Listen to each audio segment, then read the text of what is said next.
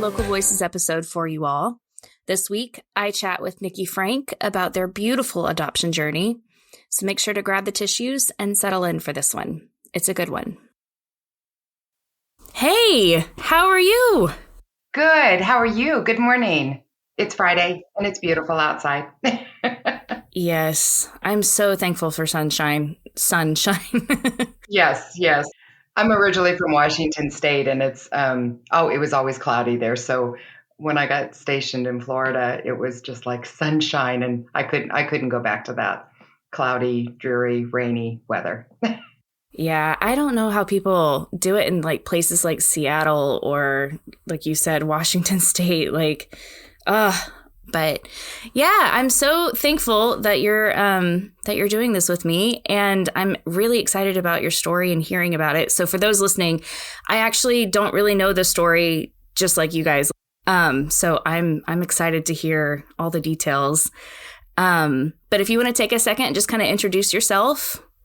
Sure. Thank you. Well, first of all, thank you so much for allowing me to share this story. It is something that is truly from my heart, and I call it a kind of it's a love story in a very special way. But my name is Nikkie Frank, and I have had kind of a crazy whirlwind of a life. My dad was military. I was in the Navy. I met my husband in the Navy, and kind of traveled all over, and we have now settled in Georgia and love being here. We feel like we came home when we moved here a few years ago. So we're grateful to be here. And again, thank you so much for just sharing this part of our story and the adventure that we have. Yeah. Okay, so we chatted a little bit last week, and I think it started with you grew up not really thinking about having kids, right? Correct. When my girlfriends were teenagers and they would always talk about, oh, they couldn't wait to be married and have children. And that was not in my heart. Like all I wanted to do was travel the world and have a career. And it was not in my heart. And it's funny because as we go into this story, it's a reminder that God had the plans laid out long before I even entered this earth. And even back as a teenager, he was preparing my heart for what was to come. That's so cool. And then, okay, there's a whole other part of your story that I hope we can revisit later because you joined the military. Absolutely. I would love that. That would be such an honor. And I guess if you want, I'll kind of start. Obviously, there's a beginning and an end to a story. The beginning was my husband and I had been married at 21, and we were 36 years old at the time. And I really didn't want to have children up until about my mid 30s. And I started seeing these families that they were just good families and they were just trying to live life in a beautiful way and love their kids. And I thought, maybe there is something there. And God started putting on my heart this desire to maybe have a family. Well, at 36, 37, we found out very quickly that we couldn't have children. So we started exploring the idea of adoption, and it happened just incredibly quick. But our church they partnered and supported a orphanage in the Ukraine. So we thought that was a logical step. So we went to a couple of meetings and filled out our dossier and got that put in. And I remember specifically being at a meeting, and this just impacted me so much. The gal that was leading the meeting, she said, people assume that natural birth or biological birth is God's plan A, with adoption being plan B. But in so many cases, adoption is God's plan A for you. And that just really hit home for me. I thought, I never saw myself pregnant or saw myself having a baby. And here I am, God laying out this road that we're about to adopt. So again, that love story of how God knew my plan. And I always come back to that scripture, Jeremiah 29:11. It's my favorite scripture. For I know the plans I have for you, declares the Lord, not to harm you, but to provide you, with a future and a hope. And God just laid this out perfectly. There's so many steps in this. So, long story, we found out we couldn't have children, and we started looking at the Ukraine. And then one day, a girlfriend of mine called me. I was working at our church at the time, and she called me like at 6 o'clock at night at the office. And I was thinking, oh, I didn't want to answer a phone that late. And she just simply asked me, Nikki, how do you feel about adopting twins locally? And my mouth fell to the floor. And I said, well, I don't know what God has in store, so I'm not going to say no. So she said, what had happened is her parents were at lunch one day with some friends, and she pulled her phone out of her purse or something, and a piece of paper fell out and landed on the table. The couple across from them picked it up and looked at it and said, oh, Tom and Nikkie Frank, what's that for? And she grabbed it and she said, that's just a reminder for me to pray for them. It's my daughter's friends. They're getting ready to adopt in the Ukraine, and we just keep praying for them. They turned to her and said, would they consider a local adoption? We know a lady whose granddaughter is pregnant, and the family they had chosen had just backed out because they thought she was having twins. So a piece of paper fell out on a table, and then the journey begins.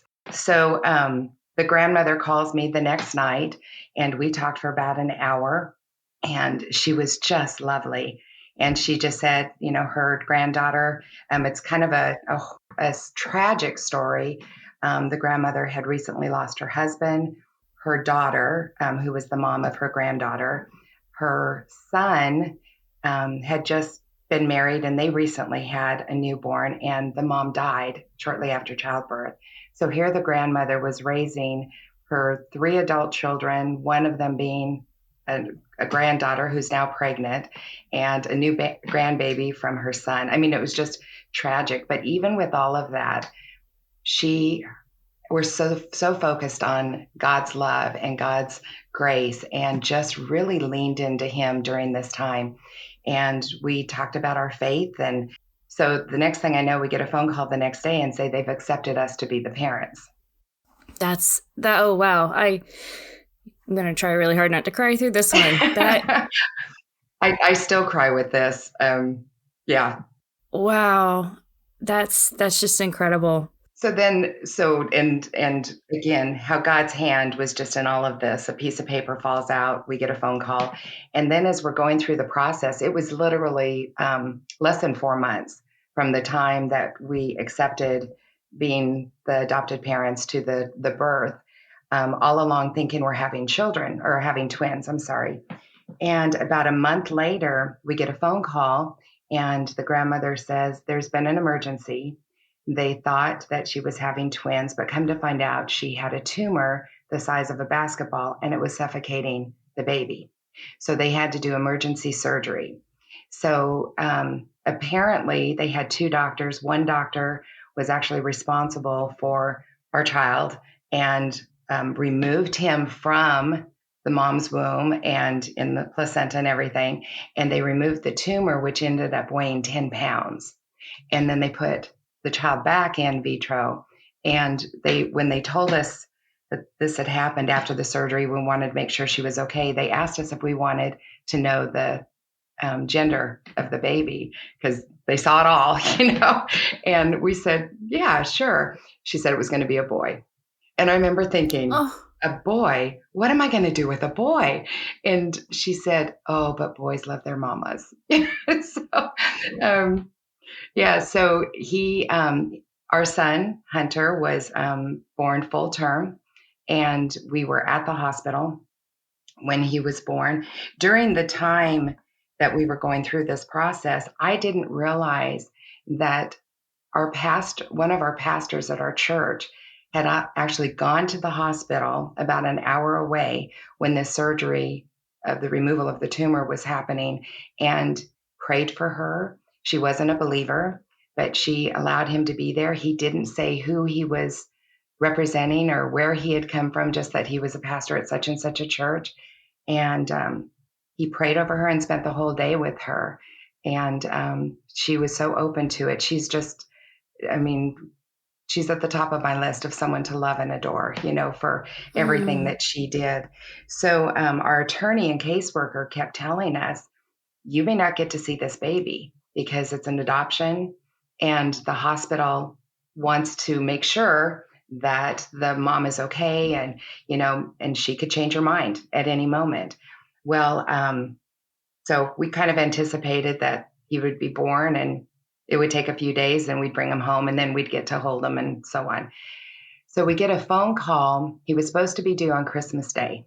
So like God, right? I mean, Christmas Day. And Mm. he wasn't born that day. So we were kind of every phone call, oh my gosh, is this it? Is this it? So it was the next day, and we get a phone call on a Thursday night, and or Thursday day, and they said that her water had broken, and she was going into delivery. That if we wanted to come down, so we go down there. Well, apparently she wasn't as far along as they thought, so she was kind of walking the halls, and this was a closed adoption, so we weren't necessarily supposed to meet or talk with them or anything. So we were in this private room with our attorney, and in walks this gentleman, and he grabs me and he hugs me and he's crying. And he said, God bless you for doing this. This is God's plan. I am the uncle or whatever of this young lady. You ever need anything, you need blood, you need anything, we're here, so we're all crying. It was just a mess. No, Um, for sure. yeah, I mean, but just the fact that he saw us with the attorney, so he knew, who we were. And if I keep going too long, please just tell me to stop. No, we'll make this a series. I don't care. So we're at the hospital and we're waiting. They tell us that she's not as far along as she is, that they thought she would be. And she didn't want to run into us. So we went back home. And of course, we're just a mess. Then about 8 o'clock that night, we get a phone call and say he's coming. So we rush down, an hour drive. We get to the hospital, and her whole family, her grandmother and her aunts and the siblings that she was raised with, not necessarily as her brothers and sisters, but her aunts and uncles, and they were all there. And we're all hugging and crying and just kind of overwhelmed by the generosity and love that this family was pouring on us. And in the meantime, our son was being born, obviously in another room. And we just casually asked if the mom would ever like a picture of Hunter, or would they ever be willing to share a picture of the mom. And the aunt pulled out a picture, and her and I could have been twins. My husband about fell to the ground. Same Wow. coloring, same, just everything was, it was really canny that it was that much of a resemblance. And then next thing you know, they wheel our son by us. Now, mind you, we were told we may not be able to see this child or hold him. They wheel him by us, and a nurse comes out of the nursery and puts a band on my arm and says, you need to come in and see your son. So we go in there, we're giving him his first bath, his first feeding, we're crying, the nurses are crying. And this was a community hospital. They were playing Christian music in the nursery. Oh, We wow. we were just, I mean, God, the orchestration that God did through this was just unbelievable. So our son started crying when he was cold and being bathed. He's never heard my voice before. And I got down next to him and I kept saying, Hunter, it's okay. It's your mom. It's mama. He stopped crying instantly. All the nurses were Oh, just overwhelmed with this moment. And I'll never forget that. It was, he knew my voice, God prepared him to know my voice. And, so we were fortunate that we couldn't take him home that night. The law required that he was there for 2 days and before we could take him home, but it put it into the weekend, and there's no caseworkers on the weekend. So it pushed it to Monday. So it was like 4 days. The next mm. morning, we're driving into the hospital and we get a phone call from our attorney. And he says, I don't want you to panic, but the mom checked herself out of the hospital against medical advice and did not sign the papers. And I've had friends ask me, what did you feel at that moment? Like, were you panicked? Were you thinking, oh my gosh, she's going to change her mind. There was a peace, Tori. I can never, it's one of the few times, when they say in scripture in Philippians that there's peace that surpasses all understanding. I had every reason to panic. I had every reason to think I'd heard so many horror stories of adoptions that had fallen through, the moment that baby was born. And there was a peace, and I just knew this is my son. God had arranged this long before I knew, and I had no doubts. So we go to the hospital, and against the advice or the knowledge of our attorney and caseworker, we got to go in again. We're spending time with our son, and the nurses were so gracious. And so the attorney went to the mom's house, and it took a few hours, but she ended up signing. Well, to back the story up, the reason she left, remember I mentioned that her uncle had been just recently married and had a baby, and his wife passed away. She was in the same room that her aunt had given birth to this newborn, and at the same hospital when she passed away. So she wanted out of that hospital. I mean, obviously, she had just given up this baby, and it was a reminder also of the passing of a family member. So she ended up checking out of the hospital early. Wow. So there was a lot of trauma, I'm sure, that she was going through at the time. And so, we were there and spent 4 days with him, and it was incredible. After the adoption, it was I don't know, maybe a week later, we got a phone call from the grandmother asking how we were. And she said there was a bill that had come in, and she was circling back with us, something that we needed to pay. And I asked how the mom was, and she says, "You're not going to believe this." She said, and maybe this was a month or two later, that's what it was. And she said that her granddaughter was going to church and felt that all of this was God's plan, and she wasn't a believer. Oh my gosh. Yeah. Wow. So and there was some tragic things that had happened to this family that led to this. In one case, I mentioned that the grandfather had passed away. Well, they were actually on a family vacation, and the car broke down, and he got out to work on the car, and a car struck him, a passing car, and he passed away in front of the family.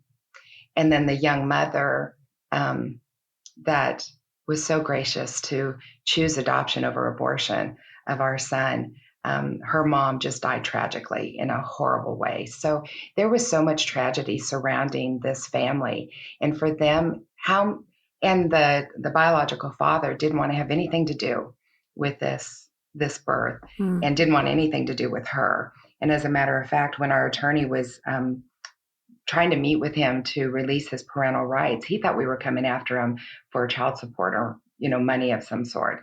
And because he wouldn't sign the documents, it delayed our legal adoption. We had to keep putting ads in the paper, giving him every opportunity to contest the adoption, even to the point on the day of our court appearance, we had to wait an hour in the lobby before we met the judge with one last attempt to give him every chance to contest the adoption. And again, that 8 or 9 month period when it should have been only a few months, he wasn't officially ours yet. And everyone's asked, did you ever fear that they were going to come back or whatever? And I never doubted it for a moment. This was God's plan, and this was the plan for our life. So in August of his birth, we held our hands in front of the court and promised to love and protect and take care of him for the rest of our lives. And that was kind of the story. Oh my gosh. I'm a mess. And I'm sure there's details I've left out, but he knows his story. And the caseworker had asked us, are you going to share his story with him when he grows?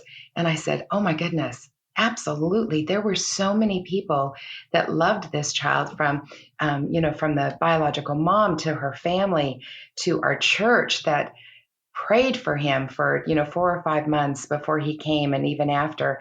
And so when he was little, we'd always say, who brought you to us? And he'd always say, well, Jesus. And I'd say, how come? And he'd say, because mommy couldn't have a baby in her tummy. So even at a young age, he knew his story. And I've since journaled it for him. So he'll have that as a keepsake for his life. And as a result, now he's engaged and they are actually talking about when they get married, they would like to adopt a child. Full circle. Yeah. Oh yeah. my gosh. Wow. That's amazing. So, and I think one thing I take from this in my early walk in my faith, oftentimes I didn't see God's blessings. It wasn't until after when you looked back and, oh my goodness, God was there and I didn't even see it. This was one of those moments in my life that God gave us the blessing to see what he was doing while he was doing it. And there was no doubt. There was no doubt. He looks like me and acts like me. So but there was just no doubt. And to see that blessing along the way was such an amazing joy. Oh my gosh. Well, and then even as you're talking about the Lord giving you the ability to know this family's story, to keep your heart soft towards her and towards them. I mean, I think that is also a blessing in itself, and just a kindness from the Lord that he would allow you to kind of know where this little boy came from. And, yeah. Is it okay if I ask, has he ever met her? No. And it's absolutely, he's never had a need or desire, I guess. There was one point in middle school when they were learning about, characteristics, heredity and characteristics that are passed down through generations and DNA and all that kind of stuff. And he did say that he was the only one on one side of the room. They put this stuff on the board, I guess, that he didn't know his background. He didn't know the genetics and stuff. And I said, well, we can tell you one thing. In the medical records we saw, apparently generations before had 6 toes. Oh, wow. So, of course, when he was born, having seen that in the medical records, that was the first thing my husband did was count. Okay, 5 and 5, we're good. That's amazing. But and I think, and our caseworker had made that comment that oftentimes when adopted children know their stories, they don't have the desire, or they don't feel like something's missing, or that their childhood or youth was not a lie. It's never a lie, but just that they didn't know necessarily who they came from and all of that. So it's often children that don't know their story until later in life that they have a stronger desire to seek that out. Now, with that being said, we so admire this young lady that if she ever came to the door and wanted to see our son, our arms would be open wide. Yeah. I mean, and did you say she was young? Was she young? She was young, not as young. She wasn't a teen, but she was just she was young, but didn't have the financial means or support or anything, and right. I think of the alternative. And I guess at one point it was shared that she had contemplated ending this life. And the grandmother just kept praying and praying. And then one day she said, when she came to her and said, I don't think that's what I'm supposed to do. I think I'm supposed to put the baby, and at that time, babies, up for adoption. So how God had intervened in her heart is just amazing to me. It wasn't just our story. It was her story. And, the fact that she chose life over the alternative and knew that this was an opportunity for her child to have the kind of home that she wanted. To me, it's the most sacrificial. I can't imagine giving up my child in such a way. So to me, that is a love story beyond what I could ever imagine or even write. Absolutely. Absolutely. Honestly, clearly there's going to be differences between the two stories, but it kind of makes me think of Moses's mom, who is like, I'm trusting the Lord. I don't know where he's going to end up. I don't know what kind of life he's going to have. But he is the Lord's and I trust him. And that same level of sacrifice. It's so admirable. Absolutely. She was so willing to do what was best for this child, even to the point that we have his stem cells, the cord blood, on cryogenic lab, and she was willing to agree to that during the birth, so we were able to have that preserved if ever he got cancer or anything like that where we would need that. So I mean, she even went as far as that. It was just Wow. it was incredible. It was incredible. Oh, wow. Yeah, I don't know that I was prepared for that story, Nikki. It's and I was praying this morning before we met, and I'm so grateful for you to allow me to share this. And I was just praying that God, let people see you through this, not me. This wasn't anything that we did. All we did was during a phone call say, I don't know what God has in store, so we'll see wherever it leads us. Because we could have easily said, like the other family, twins. Yeah, no, thank you. I'm 37 years old. Twins could be a little too much. But I Oh, just yeah. held my hand open and said, okay, God, whatever you have in store. And I think one thing I was contemplating or reflecting on this morning. I've loved this story, obviously, for so many reasons, just how God had his hand in everything. But one thing I didn't realize until thinking about this before you and I spoke, this was a journey for me to grow in my faith, allowing me to see those moments that God had his hand on everything. Nothing was left to chance. I realized this helped me see God for who he was. When God says he is who he is who he is. And, oftentimes we go through life and you're just, yeah, was that coincidence? Was that God? Whatever. And this was one of those moments that God was like, I'm here. I've got this. This has been my plan for an eternity. And this child was meant to be with you. And I can't deny it. Yeah, I actually had a recent conversation with my mom talking about some things going on in the world. And somehow we started discussing, the Hebrews were taken through the Red Sea. They were, they're out in the desert. And Moses goes up on Mount Sinai. Is that right? Mm-hmm. Mm-hmm. I think so. Yeah. Yeah. And he comes back down and they're all worshiping idols. And how to us, we read that story and we're like, you've just watched the God of creation part the Red Sea, Mm-hmm. destroy your enemies, keep Mm-hmm. you safe. He's feeding you out in the desert. He is providing everything that you need. And how quickly they forget and how easy it is for us to judge. Yeah. But how quickly do we forget? And Mm-hmm. how important is it for us to relive by telling our testimonies and relive our stories in our minds to remind us of how faithful God is, because how quickly do we forget? Oh, Tori, I love that. I love that. And you're absolutely right. We get caught up in just the busyness of life. And I don't know about you, the lies that the enemy tells me, and I start believing them and all of that. And you're right, sharing our testimonies, whether it's mine with the adoption or we hear, you've been the blessing of meeting people as foster parents, which that to me is another one of those sacrificial loves that I can't imagine, to love on a Yeah. child, some for years, and then to let them go back to their moms or whatever. That to me takes a very, very special heart. But Yeah.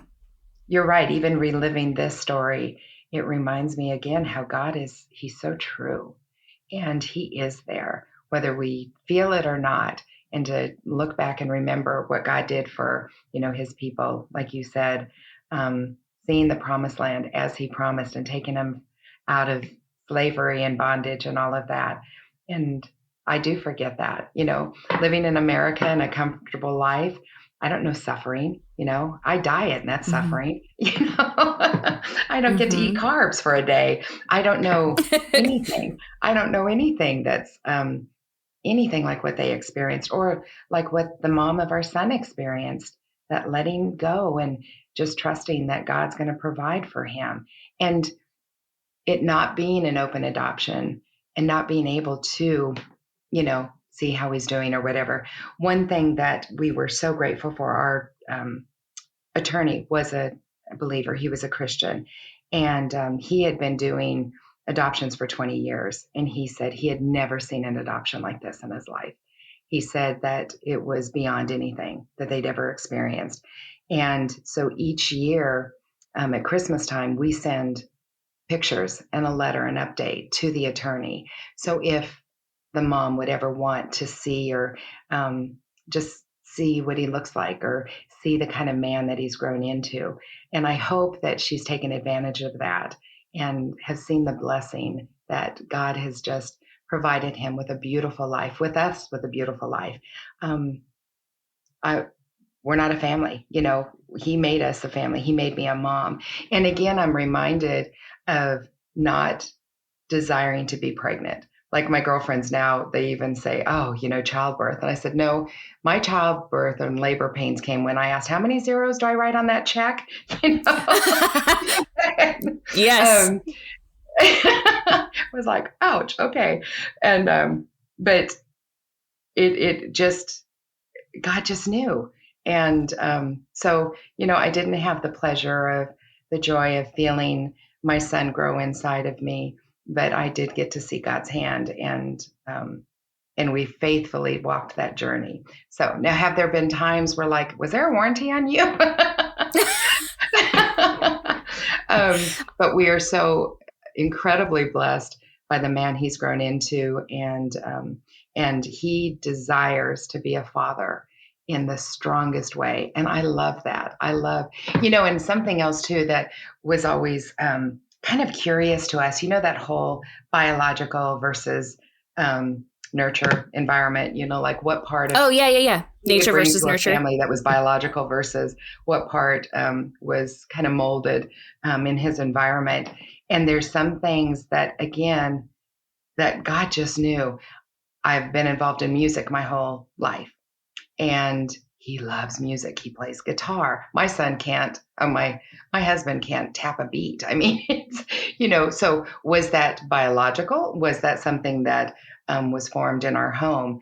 But there's some things that he does and acts like that you would think he was our son, that he came from us.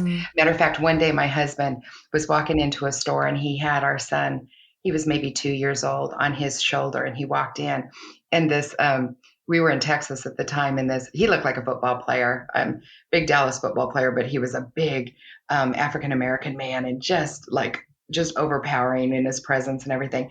And he comes up to my husband and he says, now that son looks just like his daddy. And Tom, my husband, said, you wouldn't believe he's adopted. This man, you would have thought he'd fallen on the floor. He's like, there's no way. And he just went on and on and on. And how many times we were told that our son looked just like us, So yeah, even to those details. Oh, I love that. Well, and actually, as you were just talking a second ago about, you missed out on feeling his kicks and him growing inside you. I feel like he did grow, and he grew in your heart. Like you were prepared. I mean, for you to have at a young age, I don't think pregnancy is my direction. You just kind of had that feeling, which I could think that that's the Lord priming you for, okay, that doesn't mean you're not going to be a mom. That just means I have a different plan. Exactly. And so, yeah. And for him, you're talking about all the little characteristics and details that match up so perfectly with you and your husband. What a kindness. I mean, and he's, of course, your son is unique in his own way and his own man and exactly who God wants him to be. But for the Lord just to align all the things to where your family formed. Oh, absolutely. Beautiful. Absolutely. And it's our love story. And I love that. Yeah. Oh, I love that so much. I'm so thankful. I'm so thankful that you took the time, and it's a little earlier in the day. So thank you for getting ready to do that this morning. I had my coffee, so all was good. But you were so kind. think of me and to allow me to share this. And again, I hope it's something that when people hear it, that they don't hear me, they don't hear my husband or our family, that they truly hear what God had done through this whole process. I mean, from a piece of paper, and then it all began. That's crazy. It's just crazy. This was such a privilege for me, and it was such an honor to hear it like firsthand. I actually was like, I don't know, maybe I should kind of hear the story first, but there was something in my gut that was like, no, I think I need to go on the journey with you when you're telling it. I love that. I hope I did. I hope I did your listeners justice. I hope it made sense and that it came from my heart. And again, I adore you for asking me. Thank you so much. And I love what you're doing, and we'll be praying that God continues to bring testimonies and stories to this platform that truly touch hearts, because I know that's your heart, that's your desire. And I'm so excited for you. Thank you so much. And I really do want that part too, because there is a whole military side that I have not heard yet. And I have a feeling I'm going to have my socks blown off. So... Well, and that's definitely a different story, but I would love to share that with you. That it's funny, when you reach my age, you start compartmentalizing your life, and you're like, oh yeah, that was a lifetime ago, and like a totally different life. But I would love to share that. I would love to share that story. And I don't think I'm as tough as I was back then, but I keep saying I need to go back into the military because then I get fit again. But I think it'd kick my tail, so it's not going to happen. Well, I think you're still tough. Okay. So for a little reference for those who are listening, Nikkie is my father-in-law's secretary at my father-in-law's church up in Waleska. And I adore my in-laws, like totally adore them. My father-in-law is very particular sometimes. And so it takes a strong personality to... Yes. No, they're fantastic and I love them. And I'm so grateful that that I was able to meet you through him. Well, you'll appreciate this then, because I love, and they adore you. Oh my goodness, they so adore you. But I don't know if he ever shared with you during the interview. I tend to think I'm funnier than I am. And I was in the interview with him and one of the elders, and your father-in-law was so kind. He's asking all these questions and stuff. And then he's going to try to stump me, right? So he says, well, you have all this experience and these degrees and blah, blah, blah. He said, but how do you feel about like learning a new accounting program that's, specifically designed for churches? Now, mind you, I think I'm funnier than I am. And I tried to jokingly say, well, the way I look at it, if they can teach me how to launch an aircraft off of a flight deck of an aircraft carrier, I think I can figure out the accounting program. And your father-in-law went silent, like he didn't know what to say. I thought, I ruined this chance. I even called my husband and I said, I think I just lost the interview. And he said, why? I said, well, I said this and they didn't laugh. And later on, your father-in-law, he said, no, he said, you kind of just reminded me that you probably could do it. He said, actually, it kind of scared me. Oh my gosh. I love that. Yeah. So I told them when they did officially hire me, I said, if you ever see a yellow and black handle on your chair, don't pull it. I like it. So yes, I would love to share that story one time. But in the meantime, I feel incredibly blessed, and I am exactly where God needs me right now. And I love working with your father-in-law and your family. And I'm so blessed to meet you guys and to kind of walk life with you guys a little bit. So thank you so much for that privilege.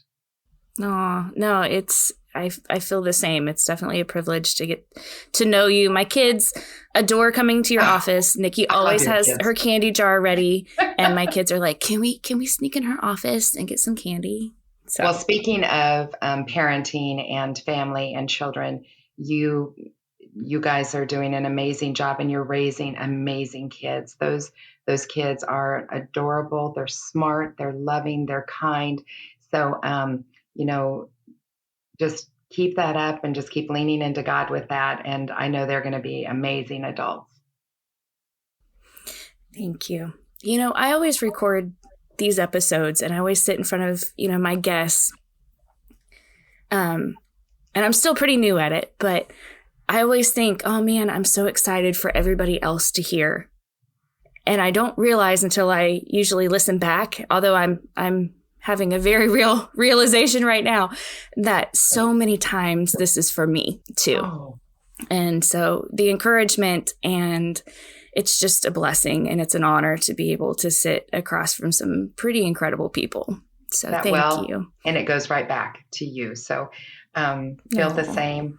And I love what you're doing. Just keep up the good work and just keep your arms open and see where God takes you. It's going to be amazing. And I, again, thank you for the honor. This, I hadn't shared this story in a lot of years, and recently did a testimony last year at the church, and to be able to share it again now. So it's such a great reminder for me. So thank you for that, Tori. That is a blessing. Aww. Hopefully we'll hear from you soon. Sounds good. Thank you again. And to all the listeners out there, be blessed. And I'm just keep supporting this great lady. So, all right. Love you. Thank you. Love you too. Bye-bye.